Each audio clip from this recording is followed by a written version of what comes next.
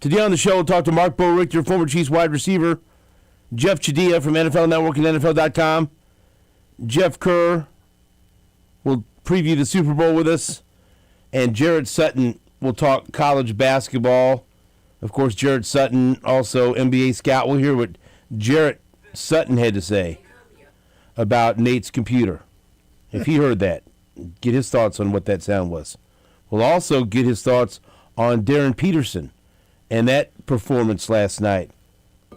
Not really performance, because as you heard Bill Self talking about it, he was quiet compared to what we expect from Darren Peterson until the final minute of the game when he put an arrow through the hearts of Texas Tech fans twice with two big threes, one to tie it and then one to win it. Very interesting scenario played out last night. And hey, look, Kansas deserves a massive amount of credit for winning that game because it looked like that was a loss. And the dramatics that Darren Peterson provided, that was incredible. And look, I've often said, really not just basketball, football. I say this about great starting pitchers that I watch in baseball. Hell, I say this about fighters that I watch. You could use this, I think, in any sport. It's one thing when a guy is on and he's having a great night and everything's going in, and he's performing at a high level. It's easy to see greatness there. But maybe when a guy's having an off night, and in basketball, maybe when a guy his shot's not falling, or the opposing team is defending him very well, as Texas Tech was. I thought Texas Tech, for the majority of that second half, did a really nice job. And down the stretch, when they were building that lead, I thought they did a really nice job of guarding Darren Peterson and throwing multiple defenders at him. I mean, I mentioned that a couple of times just to myself, 'cause nobody was with me, but like, man, Texas Tech, they're doing pretty damn good job here, slowing this guy down. Like, I can't believe, when's the last time he made a shot? They're not making life easy for him. But great players, or like you think about a starting pitcher that early on, he didn't have his best stuff, but he still finds a way to get the job done. And when he needs to come up with a couple of big pitches, or he needs to get a big out with the game on the line, he gets it done because he's great, because he's one of the best. I felt like that's kind of what we saw last night. Darren Peterson wasn't blowing anyone's mind for most of the night. He's still fun to watch, but that wasn't, I thought, Darren Peterson at his best. And again, credit Texas Tech. That's a good team, man. Mm-hmm. Yeah, they are. And and we'll get to Christian Anderson, because I thought that was very interesting the way that played out. Boy, they don't. If you had Texas Tech in a parlay, or you had Texas Tech minus 4.5, and you thought Christian Anderson was going to play because he averages 38 minutes a game and 20 points a game and 7.5 assists a game, you would have been wrong. And if you thought that he was on the injury report that's released before the game, you would have been wrong. And boy, when you found out he wasn't playing, pretty much when the game started. And so I don't know if somebody had Texas Tech last night and didn't have that information, which no one did, I might have been pissed off. Wasn't me, but there was a lot of people I'm watching on social media like, wait a minute, how come he's not playing? That would have been good information to know. And look, that was a big deal, right? He's one of the best guards in the league. That's an all Big 12 guard. Didn't that come out of nowhere? Was that odd to you guys? And I'm not even. I know you don't gamble. Jake perhaps does, but either way, whether you were looking for Texas Tech to win or Kansas, that was valuable information. It was important. Either way, right? Wouldn't you? I mean, yeah, either side. Either side, that might have helped with your decision. You know? Yeah, I saw a lot of that reaction too. Well, I mean, it is a big deal. Just morning, like, even if you're not betting, like, hey, Christian Anderson's not going to play. 19.6 points, 7.5 assists, 48% from the floor, and hardly ever comes off the floor. Right. 38 minutes a game. Well, also on the other side of that, who saw Darren Peterson playing 35 minutes after we didn't see him. Yeah. And being on the court at the end of the game. The last 18 minutes of the game against BYU. So right, but he played. But like this, there was no indication. Did you hear anything? Did you have an indication that Christian Anderson wasn't going to play? No, it seemed like the broadcast crew didn't. Yeah, That's what I mean. I read a blurb because I started looking it up. It wasn't like the seventh guy or like It must have come up late because I read somewhere Texas Tech's radio broadcast said that they were going to evaluate him at halftime and see if he could. Oh, they kept showing him. He was, like, talking to people. Yeah. At one point, he was cheering. Like, I just thought that was interesting. Well, they even said something of like that on the broadcast. Oh, we might see him in the second half here. That's what I mean. Like, so what was the? This should be a real exciting one. Seeing illness? Yeah, that's what it is. He got sick. We're going to check him at halftime and see if he felt better, I guess. Like, okay, that was odd because he's one of the best players on the floor, and he just didn't play. Yeah. And they have these injury reports they release, and he wasn't on it. So they say illness? I don't know. It's a weird time, man. Right? It's a weird time. And you're thinking, wow, Texas Tech is going to win this game without him? Nausea, heartburn, indigestion. I don't know if that's what it is, but it was an illness. Could have been one of those things, or many of them. Who knows? And so that was odd. I kept, like, yeah. He wasn't gonna give us the. And then at one point he was sitting in the stands. I don't know what to tell you. Were there any handlers spotted? I don't know. Around? I don't know. But apparently that's a thing now. Just watching for handlers. It looked like they were still going to win the game. Either way. But I did think that was a really interesting storyline last night. Like, where's this kid and why isn't he playing? He's right over there. Right. Okay, now, why isn't he playing? Anyone want to give any info on this? Find out. Maybe he'll play it in the second half. We don't know. But Kansas went on a 14-2 run over the last 5:44. And an 8-0 run over the last, 2 minutes and 12 seconds. Yeah, that's how they closed the game, right? Yeah, 8-0 run. Right, 8-0 over the last 2:12. And Peterson hit an incredibly tough three to tie it.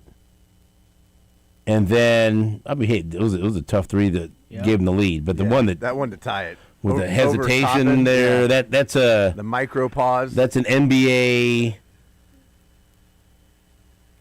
all-star stud, number one pick in the draft shot that only a handful of players can make.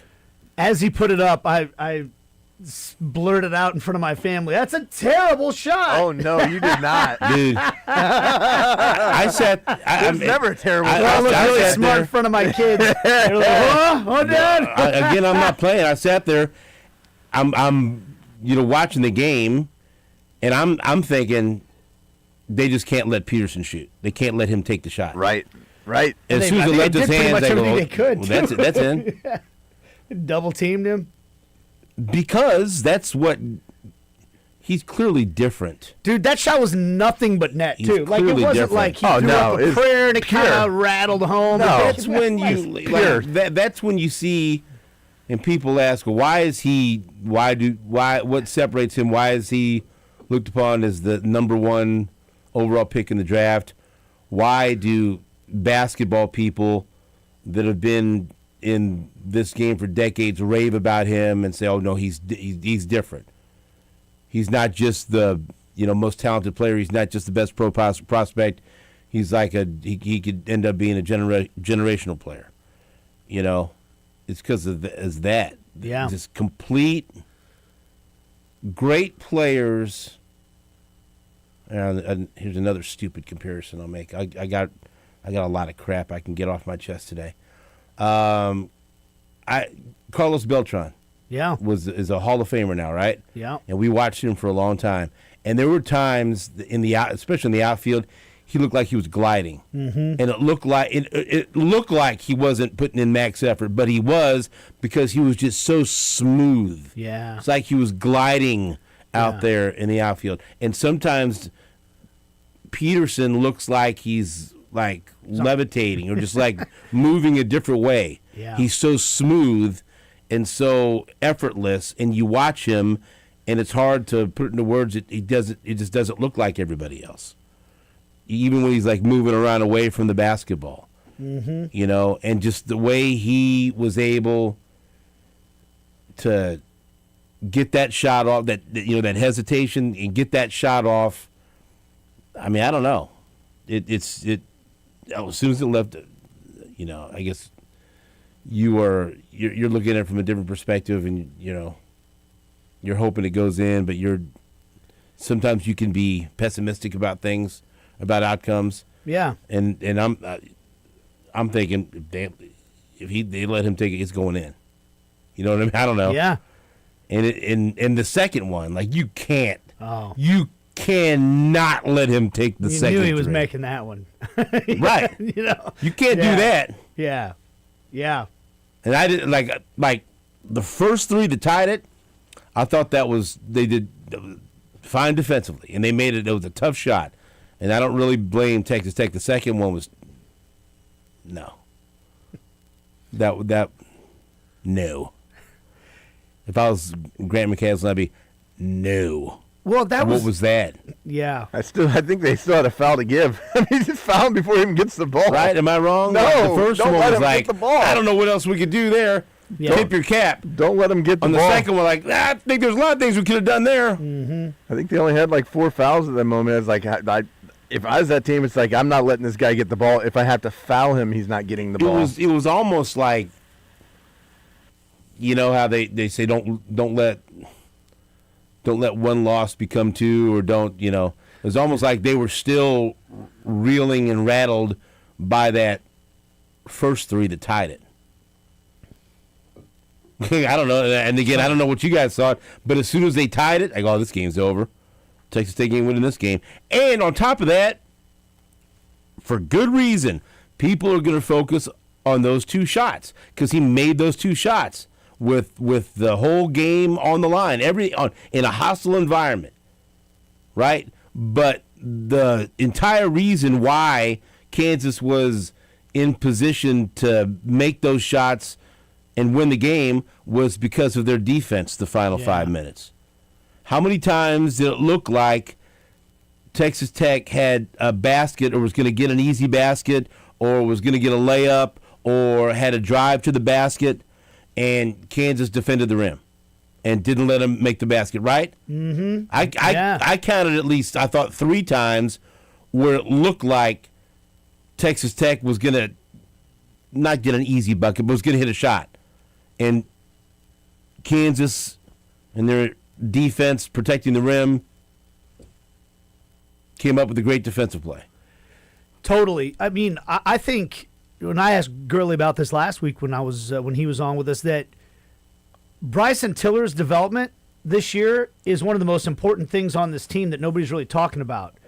because that wasn't he didn't. He's got the length, he's got the athleticism, but he didn't seem to embrace the responsibility defensively or the physicality of the game. Well, his coming out party was Saturday, really. But he's been Right, but he's slowly been getting there. Yeah. But like that was he got a lot of credit. I mean, he was one of the main focal points of that broadcast of that game. So it's like, yeah, you're spot on, but that's like. But last night, Jake, he didn't do it offensively. He only had one basket, but he had 2 blocks. Yeah, he huge blocks. He had too. 2 steals. You know, he had 10 rebounds, led the team in rebounds. Like he Yeah. did all that other stuff, and that's like one of those ones. To me, that's a big moment because, okay, on a guy like that with that kind of size, even if you're not scoring that night, you still need to be getting rebounds, affecting shots at the rim. You know, changing the game defensively. Being a problem. Yeah, and he did that last night. To me, that was a huge underrated performance from him because he didn't have it offensively, but he still – because Badunga's a tremendous defensive player. He is a tremendous defensive player. And if you all of a sudden pair him up with another big guy that can – I'm not putting him on Badunga's level, but if you got 2 guys that can protect the rim like that and bother shots and do all those things, all of a sudden – you got a really, really good defensive team. So, and that was the great thing about that game. It was an all-around. Everybody had to step up at different times. Mm-hmm. You know, Badunga was great in the first half. They needed him offensively. You know, Council was clutch down the stretch. And that's where you daydreamed that all this time of playing without Peterson has gotten those guys ready. If you can actually get to games where Peterson's on the floor with a minute to go. Yeah, I mean, hey! The most important stat last night, he played 35 minutes. Yeah. I mean, how many times has he gone over 30 minutes? You're like 3 or 4? I mean, not even. I don't even think that many. But that's you know, he was what 3 of 12 before. Yeah, and I think 3 that's of 12 why, before those 2 shots. And that's why, like, it's stupid, obviously. I shouted out bad shot because he was taking some bad shots. Stupid. Because Golly. they were guarding him so well. Yeah, but you don't want anybody else shooting that Well, when shot. I say bad shot, I mean, tough shots. Really tough shots. And he wasn't making well-defended shots. But then he, at the end of the game, takes a really tough. I mean, that's a guarded. He's getting double teamed. And it was the reason that I thought bad shot was because he thought about going up, right? Oh yeah, and then pause. he hesitated, Yeah, and then he hit a fadeaway 3 after that. Is completely intentional. Incredible. I mean, that's just an incredible shot. Incredible. But Tech made him he didn't get easy shots through the course of the game. They really defended him so well. This is so bizarre about the Christian Anderson thing because again, we talk about Texas Tech and to blow a lead like that at home, Kansas had to hit some shots like the Trey White shot. Mm-hmm. That was that was a prayer. Yeah, right. Yeah, he was looking for a foul, and you know what? Hey, it goes in sometimes. Sometimes luck is with you. Yeah. And then also, Kansas had to play great defense. And then also, Texas Tech had to cooperate and have some collapse in them. And you know what Texas Tech looked like? They looked like a team that could have used their point guard in the final 5 minutes. Mm-hmm. Right? Yeah. Okay? Yeah. And so, like, Grant McCaslin, I'm looking after the game, says they didn't have a plan with Christian Anderson out tonight. He also says they fully anticipated him playing until he didn't, and then wouldn't speak to the specifics of what the issue was.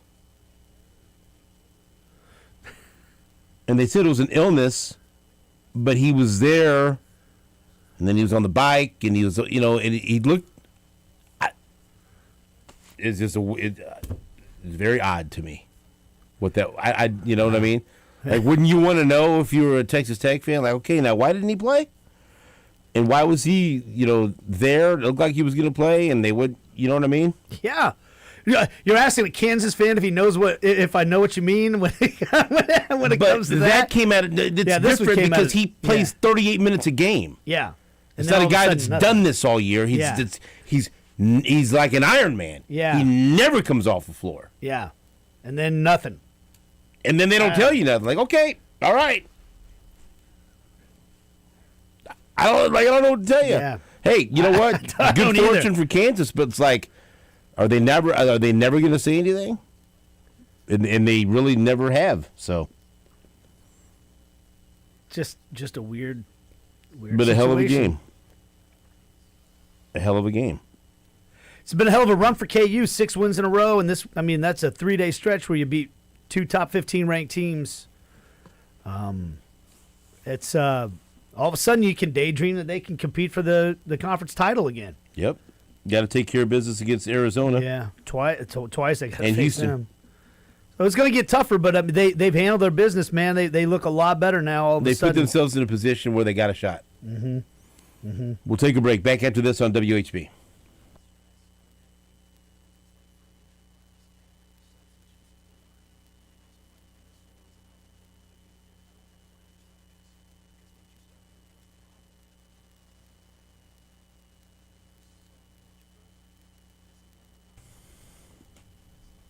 What's up, Kansas City? Stephen St. John here for my friends at Healthy Sleep Midwest. And in this new year, that's right, it's February, but it's still the new year. We know life can be frustrating sometimes. Cold weather, constant change, still trying to get used to everything in 2026. When things feel off, sleep is usually where it shows up first. Healthy Sleep Midwest can help you, though. They help people ditch the CPAP with a custom-fit oral appliance that is comfortable, quiet, and effective. Better sleep makes every other health goal feel more achievable.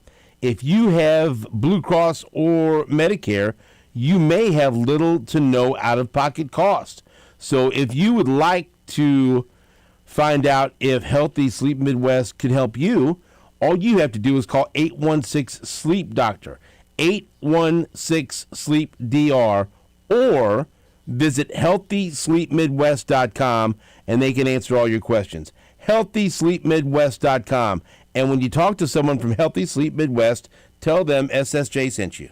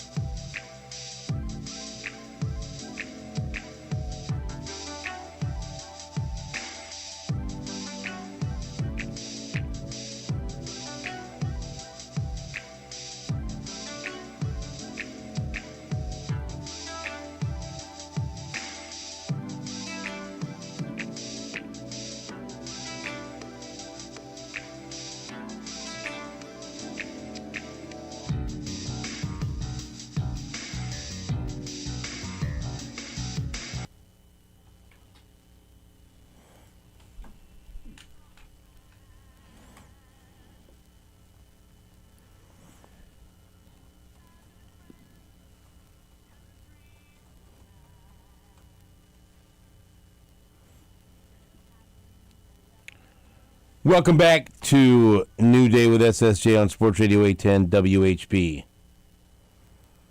Thank you very much for joining us. We appreciate it. Jake, would you like to play our friend Greg Gurley with Bill Self after the dramatic victory by Kansas over Texas Tech? I think everybody just wants more Gurley on this show. We can also play Texas Tech Grant McCaslin absolutely not clearing up the...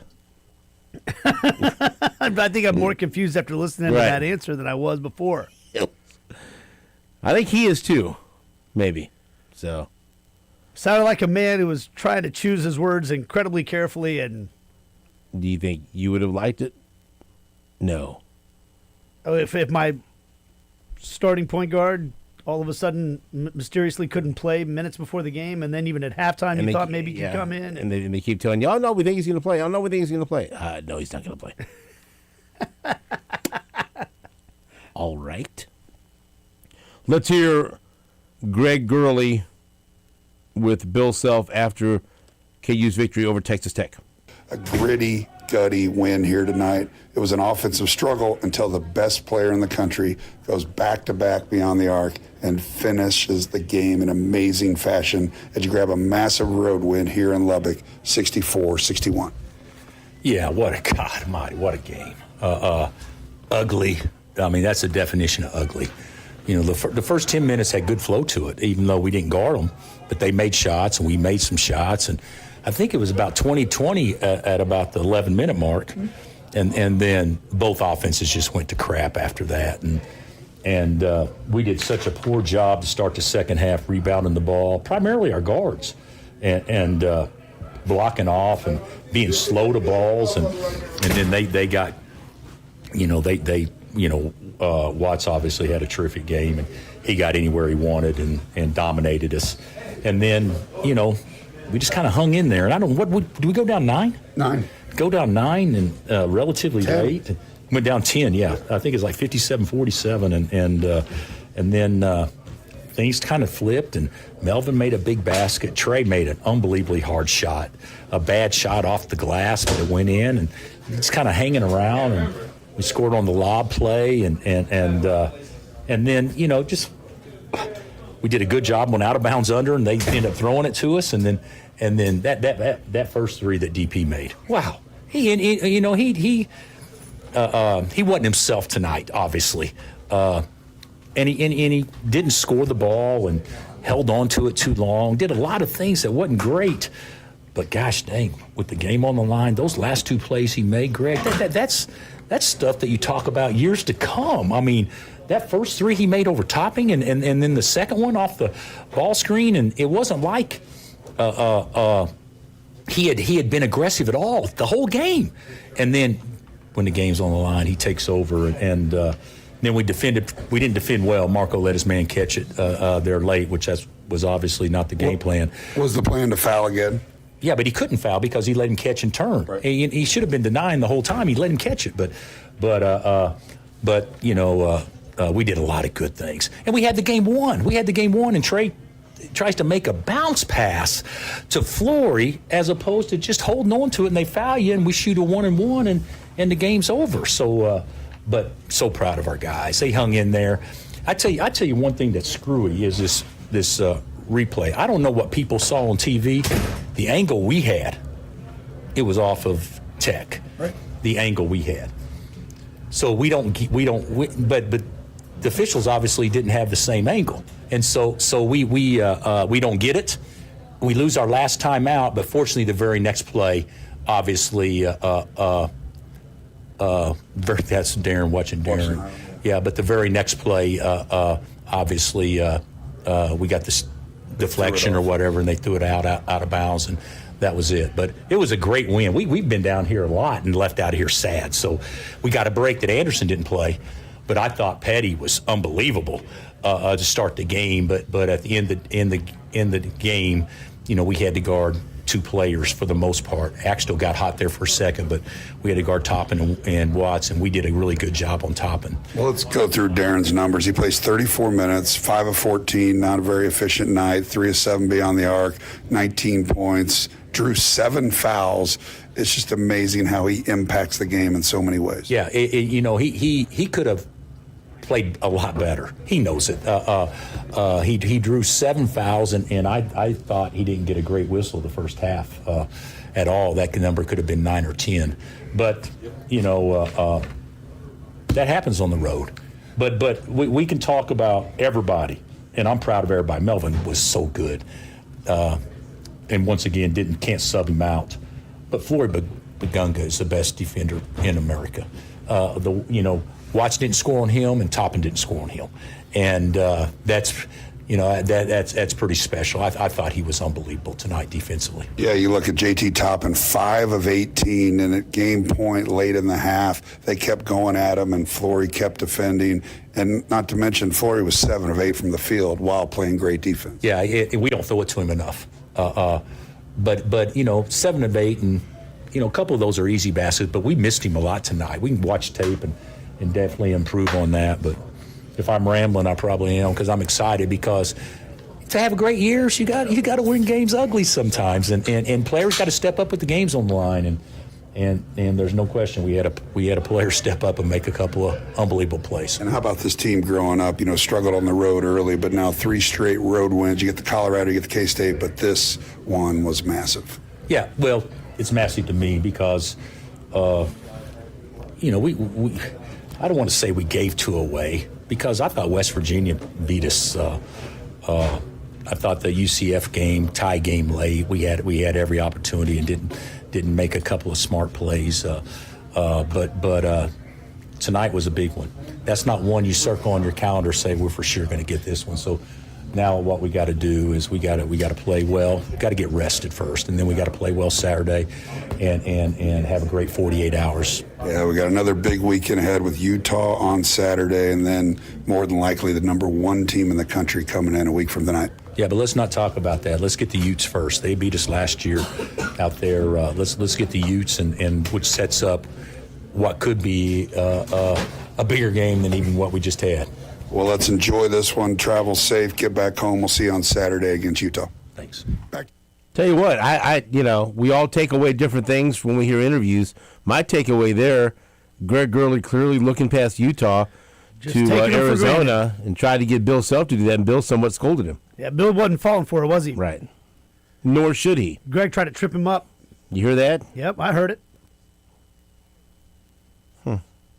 Greg, you were listening? You better watch it. You know what, though? Bill Self did not take the bait. Nope. I'll take the bait. Look right past him. No. Bill Self won't do it. You and Greg Gurley will. That's right. I'll take the bait. Look right past him.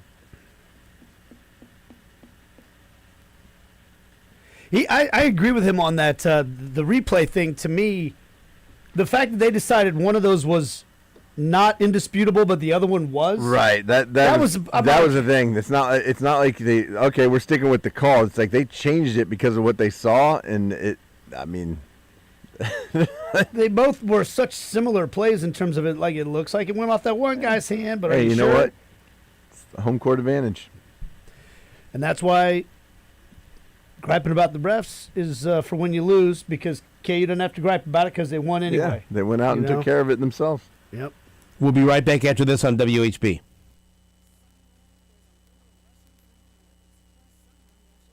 I never have to gripe when I'm cooking green grass cattle company beef. We had some neighbors that they're moving out of town, so we had like a going away party for them this weekend, and out of nowhere, everybody said, "Hey, Nate, you got a bunch of that green grass cattle company beef. Could you smoke some for us today and have that be the main dish for the gathering?" So I had to thaw out a couple of bigger cuts of the beef, which in a hurry, which I don't like to do. Usually that's not the best way to go about it, right?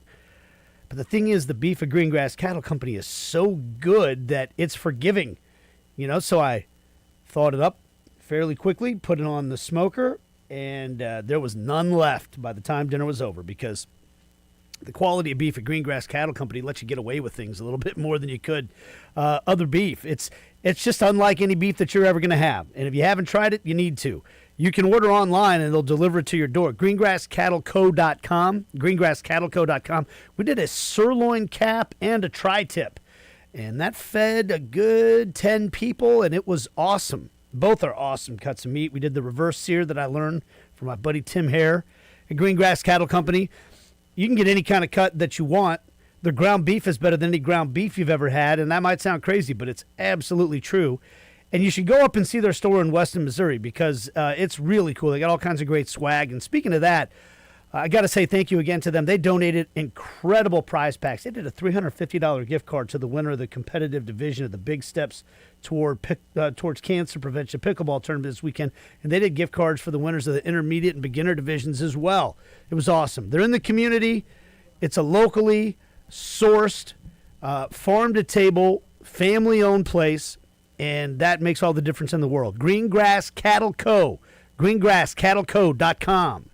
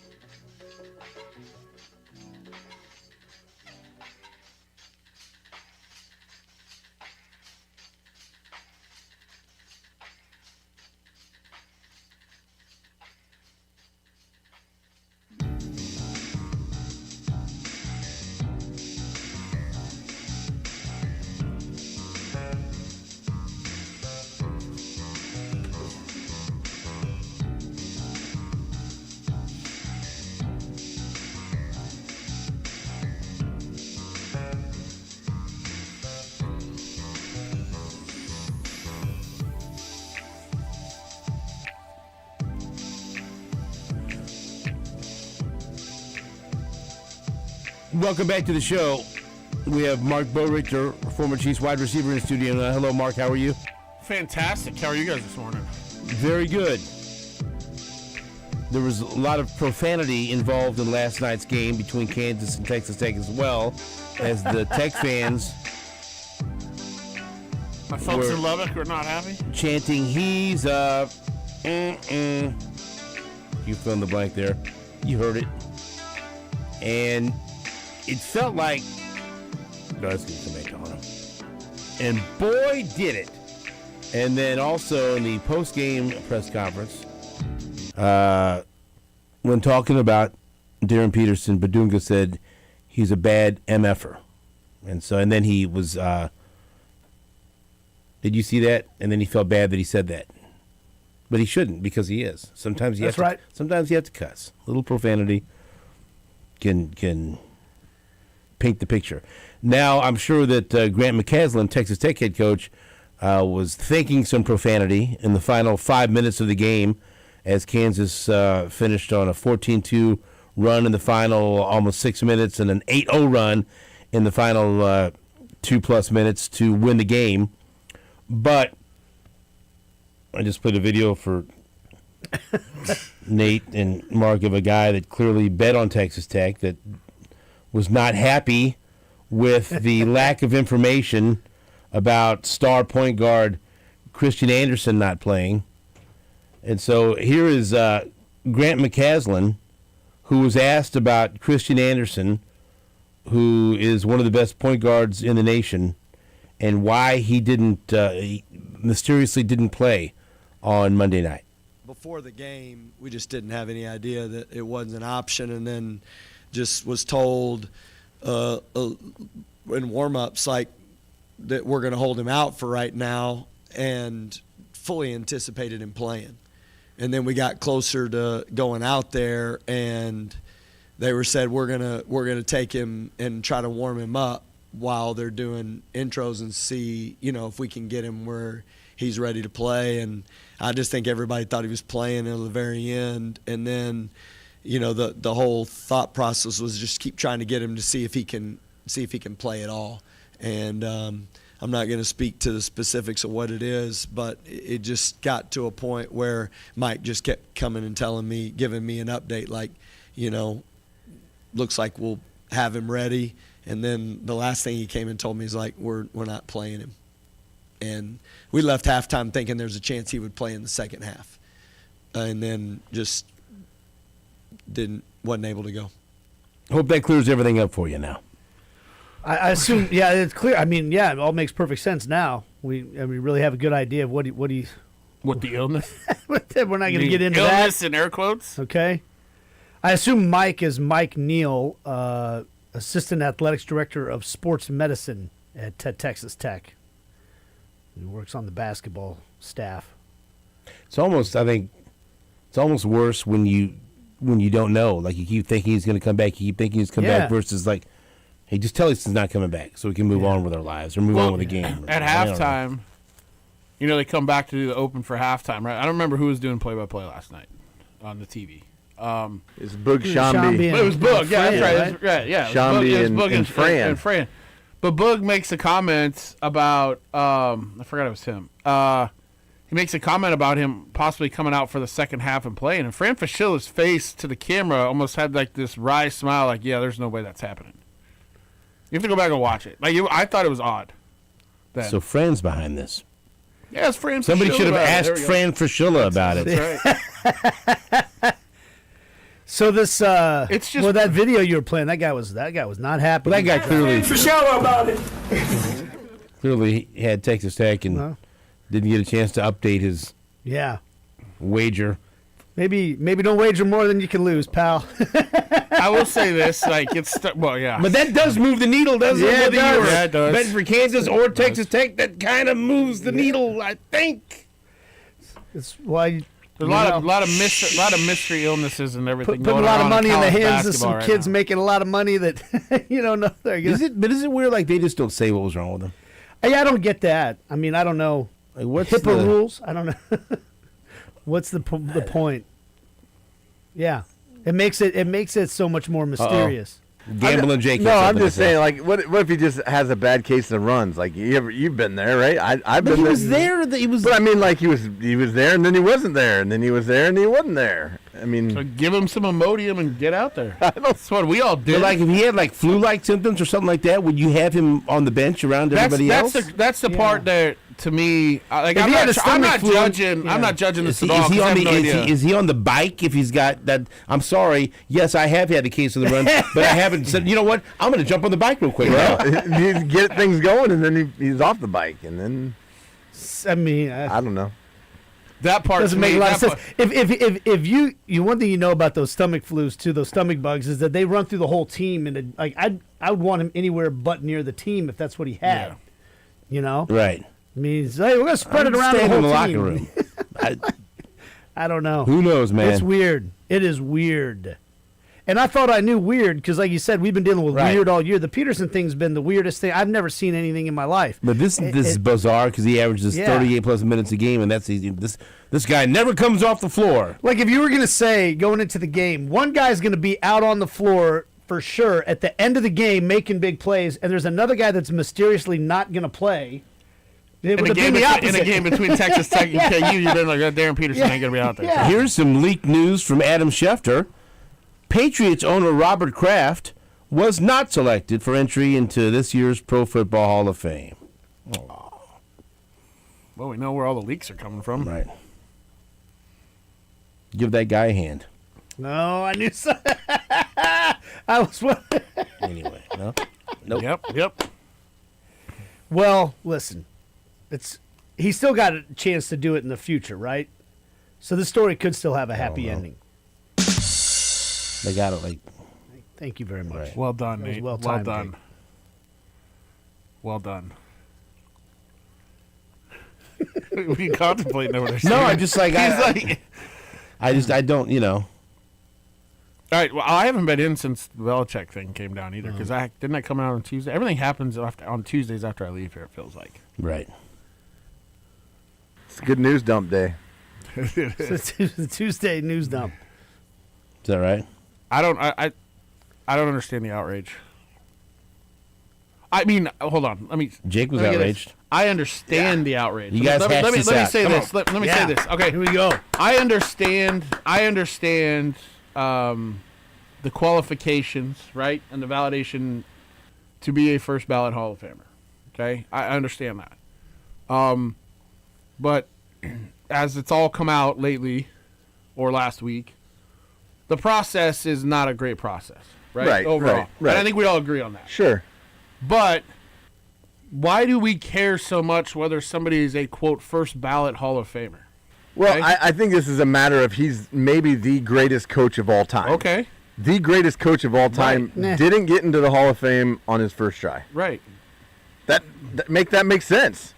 There's a lot of players that, in some cases, and coaches that can be considered that aren't either. No, there's not. There's not a lot of players or Okay, coaches that are but considered here's the the thing. greatest of all time. Do you agree That's he's like- going to be in? That's not right? the point, though. That's not the point. Well, yeah, but it It's like is, saying, it is you the know most what? Important It is point. the most important point. He's It is going the to most go in. important point. And why does anybody? The jacket color doesn't change. It's going to be gold regardless, right? The Hall of Fame ring is the same regardless. But he is He's maybe. going- It's like saying, you know what? But Michael Jordan, not first ballot.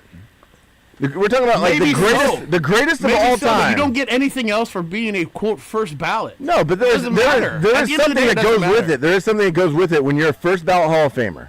That I'm not even saying It that helps this is your ego? necessarily That's the it. choice. No, It's all egos. no, it's not really all ego. There is something that goes with it. There's a distinguish. There's a distinction there. Yeah, there is a distinguish. If you had to choose though, let's say this was like, let's play a game of scenario, and you had a guy who deserves to be in the Hall of Fame who's on his last chance, and you have to choose between whether you put that guy in the Hall of Fame forever or not ever.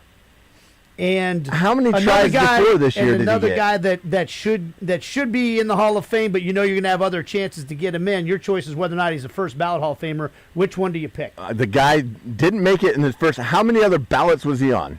And now all of a sudden, it's his last chance to get in. He wasn't good enough to get in last year. Or maybe there were other candidates that had to get in, and they then because of the whole guess what? process and Then everything. you're not a Hall of Famer. I feel like Roger Craig's a Hall of Famer. No, I think Roger Craig is. I think L.C. Greenwood is. Yeah. I don't think Kenny Anderson is. Here's what I understand, and I fully believe he's the greatest coach as we sit here today. Right. Today. Yeah. He's the greatest coach. Well, okay. but I also, here's the thing about this. He's won more playoff games than any coach. But to me, won more Super Bowls than any other coach. But to me, I think there's a lot of this, when I call it outrage, like, I think there's too much about it whether somebody's a first ballot Hall of Famer. And I will say this, Jake, I do agree with you that there is a little something that comes along with it. But at the end of the day with it, it doesn't matter, right? It doesn't matter. He's going to get in. The process isn't great. The process isn't great across the board in a lot of ways. And I'll say this, you have human beings voting, right? So whether it's right or wrong, and we see this in the baseball Hall of Fame ballots all the time, right? There's a lot of guys that vote for the Baseball Hall of Fame that will never vote a guy in on the first ballot just because they don't believe he deserves it. And they shouldn't have a vote anymore. Maybe so, right? But when I say this about the human, there are people that are going to say, and I know there was a lot out about Bill Polian and all that too, whether that was said or not, whatever. But there are folks out there that are going to go, okay, they were caught cheating in a scandal, right? And I heard you talk about this last week. The NFL punished them for that. Sure they did. Yeah. So I don't necessarily look at it for me. Okay, I would have voted him in. I'll just say that. Right. But to go around it, I think you do have to understand that there are people out there that are going to go like, okay, well, if he cheated once or twice, how do we not know they were cheating more? Right? Like, there's always going to be that question. I don't personally agree with that at all, but I just think that it's how this thing took legs. The whole story got legs, and more legs, and everybody being like completely outraged about it. I thought was like the vast majority of people don't care at the end of the day. Yeah, I mean, it's kind of to say that anybody else on that ballot had more impact on the NFL than Bill Belichick. It's like, what are we doing here then? Right. I don't think a lot of people were saying that. But what I'm saying is like, so how do you not vote? How is he not the first name that you check? If because we're doing about the process of how it's all, considerations that's exactly where I'm going with it. Yep. Yeah. And you can disagree with. Yeah, no, you can disagree with like. I know Vahe's name has come up because he's the writer from It's the Hall of Fame, though. Right. Yeah. It's supposed to be difficult to get into. Yeah. It's not a participation trophy. And I get it. Those are some really outstanding players. But none of those players have an argument to be the greatest of all time at what they did. And any system or any that leads you to pick someone else over Belichick, that's a broken system. It's a broken system. And I'll also say this is where, to me, the system's broken. Not so much necessary to Jake's argument that if you haven't got in over the time, right? Because there are players that are on the fringe of getting, when I say the fringe, about get voted into the Hall of Fame, okay? And then, by the way, the next year, those players, there's a new group of players that waited 5 years, and some of those players are better than those other guys, right? And that's whether they're a Hall of Fame or not. But I think the big problem in the process for a lot of these writers, a little bit, is they changed the process a couple years ago where the coaches were supposed to wait 5 years also, and now they're eligible after 1 year. And so we're not having this discussion at all if the process was still the same and the coaches had to wait 5 years. Because by that point, Bill Belichick would have been in the first one. I also don't think you should be judging owners and coaches and should not be players in all the same. together. Correct. Yeah. I would 100% agree with you The system's there. completely flawed. Yes, it's about. But Don't hate the player, hate the game. It's the game. To not put it reached an accord. Well, kind of. But if this is Andy Reid, I think everybody in this town would be pissed off.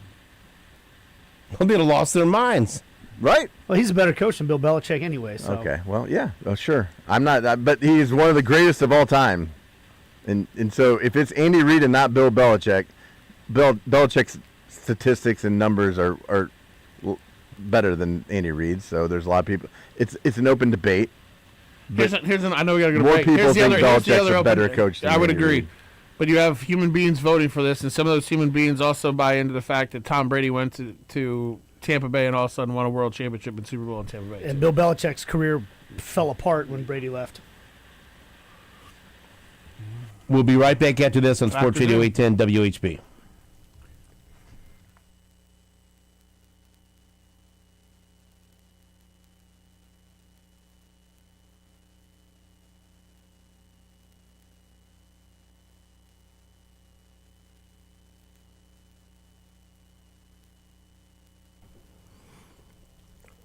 What's up, Kansas City? Stephen St. John here for my friends at Joe's Kansas City Barbecue. And yes, it's 8/10 Tuesdays, New Day Tuesday at Joe's Kansas City Barbecue. Every Tuesday right now from 11 a.m. until 4 p.m., dine in, carry out, curbside pickup on the app. You can get a rocket pig and fries for just $8.10. This will be a limited time, but right now, every Tuesday, take advantage of it. The rocket pig is the delicious pulled pork tossed in a sweet, hot competition barbecue sauce, smoked bacon, pepper jack cheese, and barbecue mayo topped with fried jalapenos. That is so good. And normally, that meal costs around $18. But right now on Tuesdays from 11 a.m. till 4 p.m., you can get a rocket pig and fries for just $8.10. Do it. I've just made your lunch plans. Go to Joe's Kansas City Barbecue, and when you go to Joe's for 8/10 Tuesdays, tell them SSJ sent you.